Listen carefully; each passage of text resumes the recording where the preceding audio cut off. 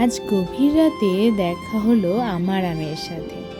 অন্ধকার ঘর ও একচিলতে আলোর সাথে মিশে সে প্রশ্ন করলো আমায়, কী রে, মনটা আজ খারাপ কেন?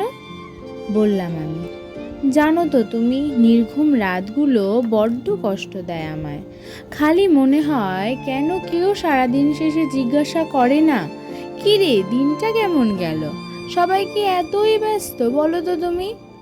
কেন আমি কারোর প্রথম পছন্দ হতে পারলাম না? কেন সবাইকে আমিই বুঝলাম, কেউ কেন আমায় বুঝলো না? তখন আমি বলল আমায়, আচ্ছা, পৃথিবীতে সবাই তো আর সমান নয়। তবে মনে রাখিস, আমরা সবাই এই প্রশ্নগুলো মনে আনি। আমরা সবাই একটা সময় আমিকে হারিয়ে ফেলি। কিছু কষ্ট উজ্জ্বল হাসিতেও থাকে, আর সব কষ্ট কখনোই চোখের জল দিয়ে প্রকাশ করা যায় না। চোখের জল মুছে হাসতে শিখতেই হয়।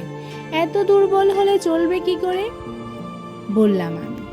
দূর, ছাড়ো তো তুমি, তুমি বুঝছো না আমার কষ্ট, বলল সে। আরে বলিস কি, সারাদিন তোর মধ্যেই থাকি আমি। তুই আমাকে লুকিয়ে রাখিস সবার থেকে। তবে তুই আমায় যতই ভুলে যা, তোর কষ্ট আমি ভুলি না। জানি তো আমি, কাঁদিস তুই রোজ রাতে ভিজিয়ে তোর বালিশ। এই কারণেই আসি না আমি, জানি তো করবি তুই নালিশ।